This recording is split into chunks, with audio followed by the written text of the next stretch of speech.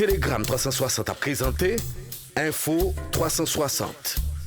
Info 360, un condensé actualité journée en 360 secondes. Tout ça doit connaître sur ce qui passe dans le pays d'Haïti à l'autre côté, Info 360. Info 360, c'est information pratique, bien traitée, sans fausse côté.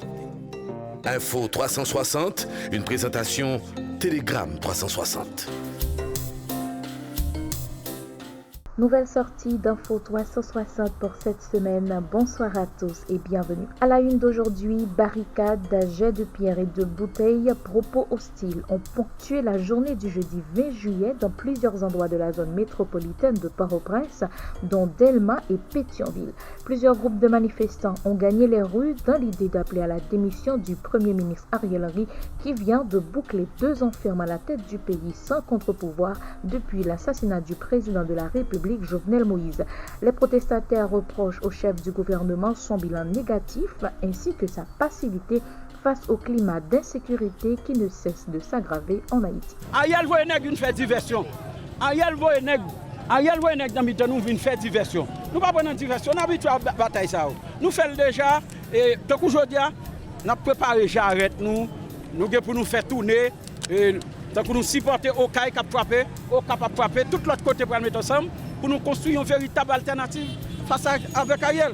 Nous-mêmes, en tant que monde qui est éclairé, en tant qu'avant-gardistes, nous disons nous pas d'accord avec ça pour nous gouverner avec monde qui semble nous. Nous disons comme ça que faut gaz dans vendre dans pop, gaz dans vendre dans doum. Nous condamner criminels qui vendent gaz dans doum parce que journée aujourd'hui, un paquet de nègres qui étaient à négocier ensemble avec Ariel Henry. C'est parce que Ariel Henry menti. Autre dossier, un mois après l'enlèvement suivi de séquestration de Pierre-Louis au pont, sa sœur Marie-Justine monte au créneau pour réclamer sa libération. Un appel qui fait suite à la marche organisée dimanche par des associations de journalistes en support à la famille dans le même objectif.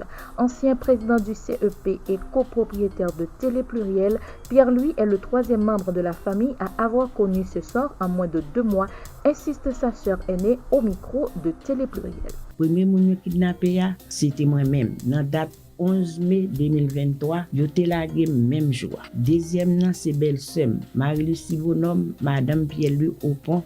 Yo te vinn prendre dans la caille le 13 juin 2023 à 3h du matin. Yo lagé dans même jour. Moi remercie ravisseur yo qui fait preuve de compassion dans 2 premiers cas.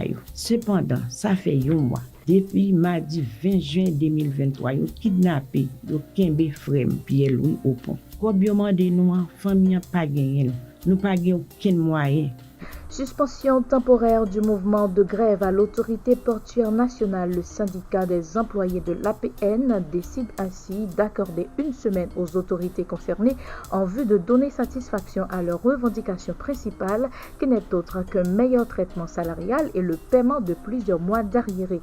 Les grévistes avaient paralysé les activités à l'autorité portuaire nationale pendant plus d'1 semaine à travers leur mouvement. Jules Moïse est le nouveau directeur de la Caisse d'assistance sociale depuis le mercredi 19 juillet 2023.